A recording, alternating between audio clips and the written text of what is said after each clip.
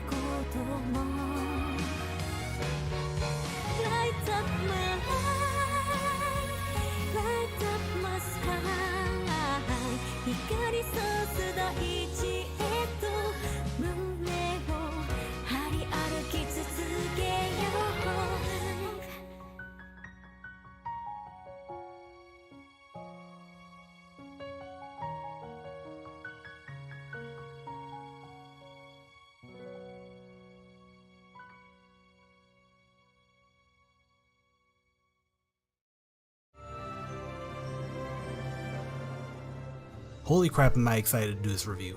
Valkyria Chronicles 1 was my first game on the PlayStation 3, leaving an impression on me that still lasts to this day. I remember being wowed by everything the game did, the 3D anime graphics that still hold up even today, the heart-wrenching military story, even the small things like the curved glowing lines of sight and the 720p resolution that I played on a tiny standard definition screen. But fast forward to 2018 and here I am with a game that I honestly never thought would happen. So it's time to dive back into the Valkyria Chronicles universe with Valkyria Chronicles 4 by Sega, and see if it earns the title of true successor, or if it's just another watered down sequel in a sea of uninspired cash-ins. Let's get started.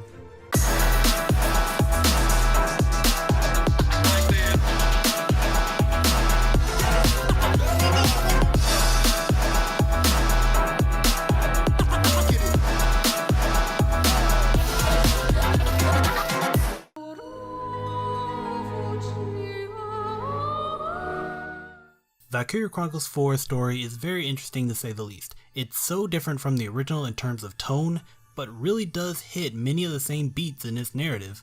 The story is focused on a war called the Second European War. Not the real one, we're not trying to be historically authentic here. Taking place between the Atlantic Federation and the East European Imperial Alliance, with the Imperials winning hard. You take the role of Claude Wallace, the leader of Squad E and this game's version of Welkin Gunther.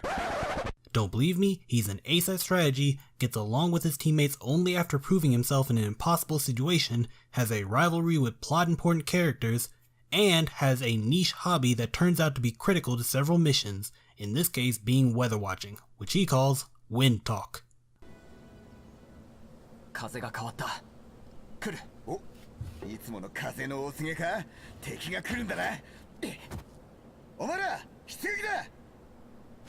Okay, where's our squad?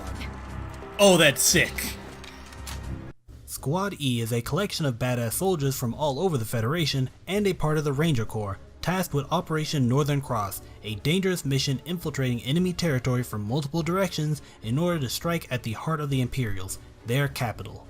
The mission is an interesting main plot as it gives a very different feel from the first game despite again hitting many of the same core points. The story has you battle in many different types of areas, your main base is a collection of tents and tanks struggling to maintain a supply line, and there is a constant pressure from the Ranger Corps to complete the mission before winter hits. Which, by the way the trailers go, you can tell doesn't happen, introducing even more insurmountable issues for such an overwhelming task. Joining Claude on this journey are some of his closest friends even before joining the military. Raz, a hot-blooded Darkson with a tendency to think with literally anything aside from his head, a character I thought I would not be able to stand because of his ego. I mean, the guy goes by Raz the Invincible, but as the game went by, he won me over with his endless spirit and brass balls. Then there's Riley Miller, a Ragnite specialist who is introduced wielding the fancy new class of the game. She could have come across as a generic love interest like most female leads in anime. Hell, she even has both being a tsundere and a klutz as actual skills. But her love of Ragnite explosions, her dedication to her father's craft, and other traits that would be a spoiler to talk about do make her unique. Finally, there's Kai Shulin. The cool, aloof best girl, a complete tomboy, and a character that bucks the tradition of the series' top-heavy waifus and goes for something a bit more down to earth. In a way, she's the backside of the team, backbone. Despite being a sniper, the team can really get behind her. A strong, independent character that is willing to butt into any conversation she needs to.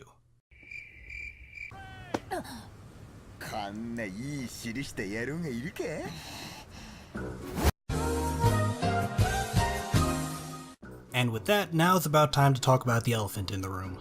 This game is anime as fuck. Now you might be thinking, but no, the thing about Valkyria Chronicles is that it's like a level 1 anime, maybe level 2. Its story is pretty grounded in reality despite the laser shooting magical girls. Valkyria Chronicles 4 on the other hand,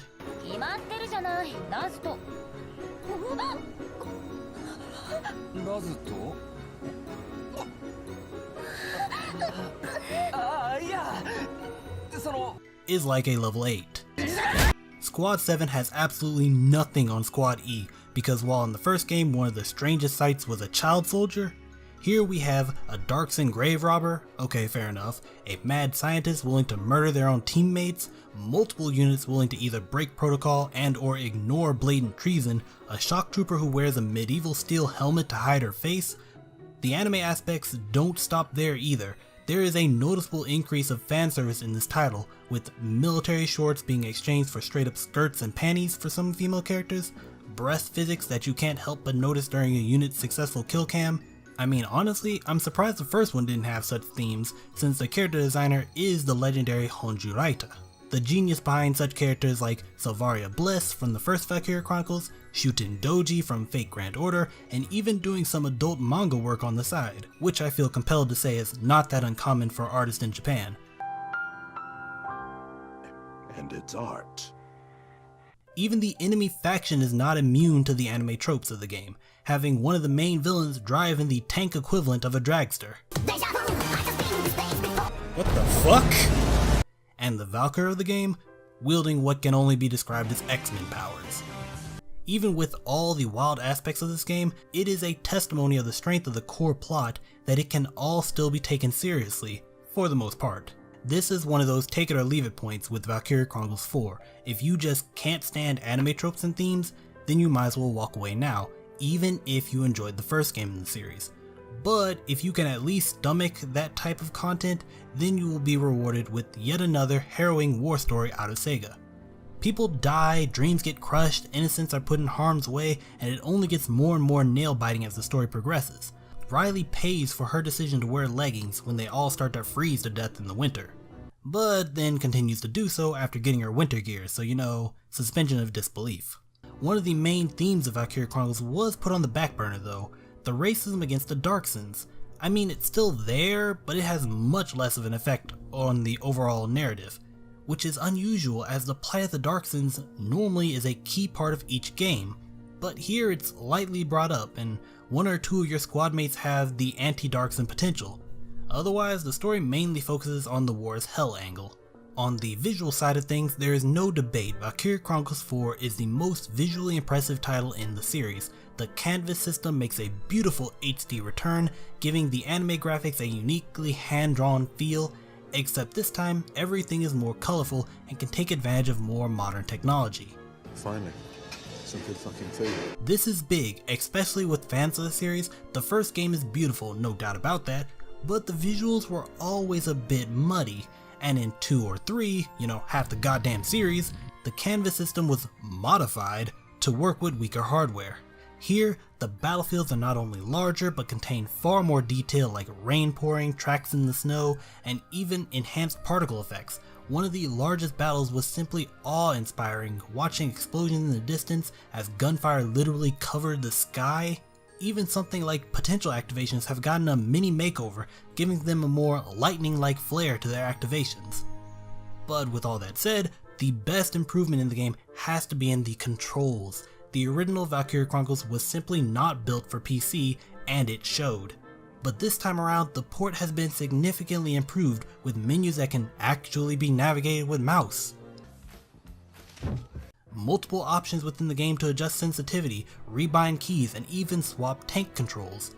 And most importantly, a much improved equipment layout, making both recruiting teammates as well as setting up their equipment much less time consuming, while also providing almost all the information you need to make these sort of informed decisions about your team comp. One slight criticism with the UI was, as a person who uses the Japanese audio options, I was disappointed to see a lack of added subtitles for the combat dialogue. I wasn't initially going to bring that up, but after being exposed to a game that did go out of its way to at least subtitle some of the secondary dialogue that doesn't have subtitles even in the Japanese version, I now find myself wanting to see other games go above and beyond the call to do so. Now, if there is one thing I had to criticize in terms of story, it would be how predictable it was, at least during the first 2/3. I was able to accurately point out most, if not all, the twists and turns of those sections just by virtue of playing the first 2 Valkyria Chronicles games and being a fan of anime. The final third did make up for it with plenty of unusual revelations and dramatic reveals, so it does kinda balance out, but I would be remiss not to point that out. Overall, the story was a good one and the presentation itself is something to be applauded, but now let's see if the gameplay can keep up with such praise.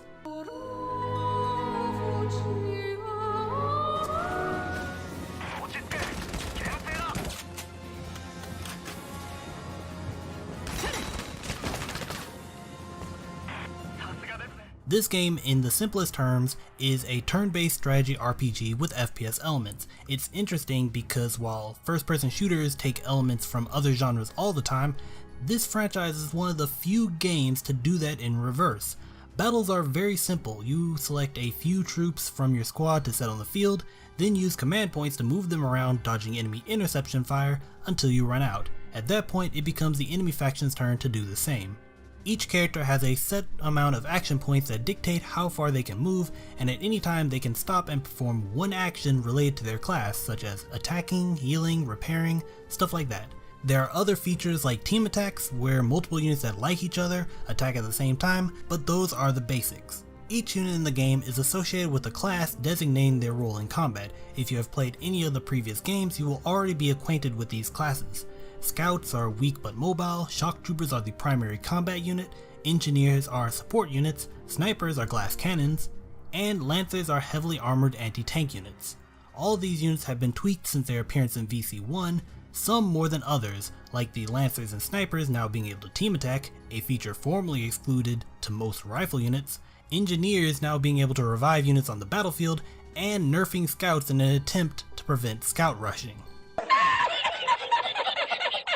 New to the series though is the Grenadier.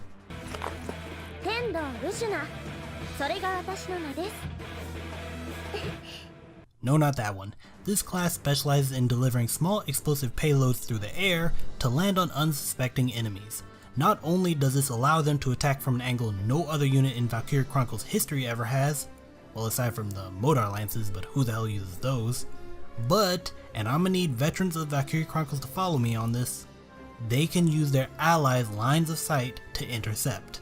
The dev team attempted to balance this by making the guns inaccurate as all hell, but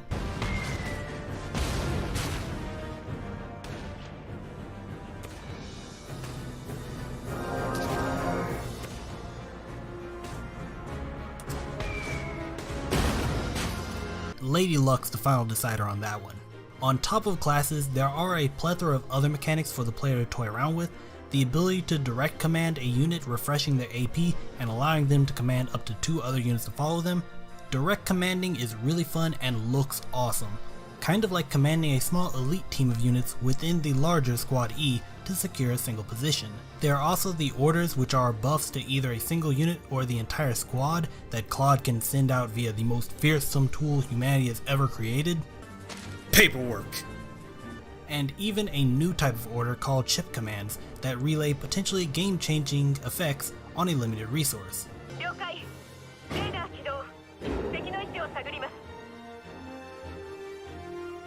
Okay, that's kinda cool. But speaking of potentials, one of the most important aspects of the Valkyria Chronicles series are the potentials, several passive abilities each unit has that either reference a part of their personality or their skills in combat. These aren't active at all times though, requiring the player to slightly alter how they control the unit in order to fulfill whatever requirement needed to activate the ability. Many of these are pretty boring, like crouching behind sandbags for an accuracy boost, but there are some really unique ones, like Viola's Berserker potential, which gives her bonus AP when her HP gets low, allowing for some daredevil charges.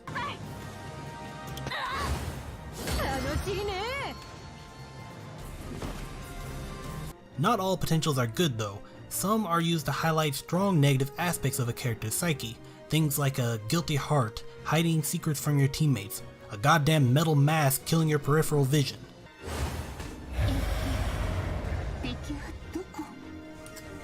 Or my personal favorite, believing that your god will protect you so much that your defense is lowered when you actually take damage.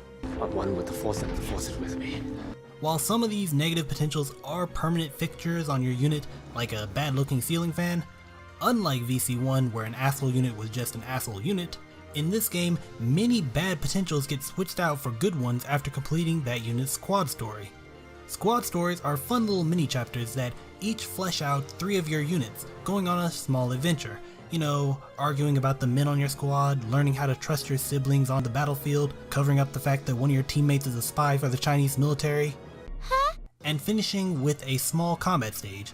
Sure, these are basically anime filler, but they do a good job humanizing all the characters and making you actually care about their survival. Most of the squad stories are pretty straightforward, but the main game stages are much more unique, introducing elements that can be used to your advantage or must be avoided at all costs.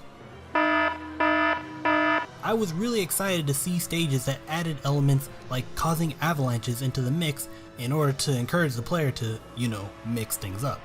Sadly though, the game runs on the idea of discard and draw, where after introducing a new element into the battle, it rarely shows up again, instead introducing a different new element into the next battlefield for one stage, rinse repeat.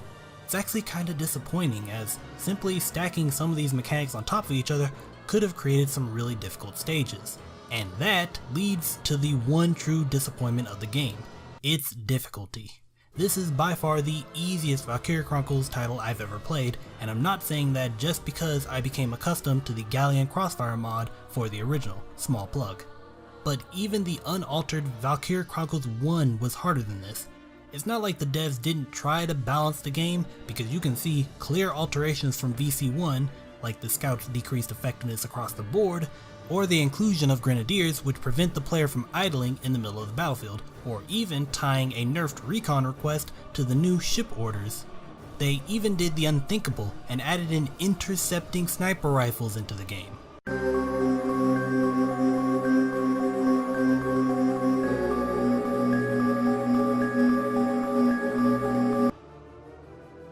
But this all pales in comparison to the tools they added for the player to use. Proper use of direct command is basically scout rushing on steroids. Certain orders can turn your units into Superman, and the Grenadier class is a cheat in itself, able to easily perform roles that supposedly other classes should be used in. I guess its poor accuracy was supposed to be the balancing factor, and while you can see that during intercepting, I must be getting really lucky with some of these hits because I've successfully sniped tanks with side-mounted crit spots with them. Yeah. Ultimately though, the gameplay is still fun. This isn't a case of a lack of difficulty killing the combat, and you can simply choose not to abuse certain tactics, but it does somewhat dull the experience. The post-game content is a bit better in all these regards, and yes, the title has an in-game. Actually, this is a much more fleshed out set of in-game rewards than the original did. I won't go into too much detail on this stuff, but there are more difficult missions, extra characters to recruit, and even bonus scenes to obtain. There is a metric ton of content, and surprise surprise, some of the bonus missions do indeed bring back some of those gameplay mechanics that I said only showed up once or twice. The other stuff I'll let you guys find out, but needless to say, the post-game content is surprisingly beefy here, and that is without even mentioning the DLC. So let's wrap this up with my final thoughts. Also, before we move on, while I did not review the DLC, let's just really quick appreciate the fact that the Beach DLC is priced $2 higher than the rest.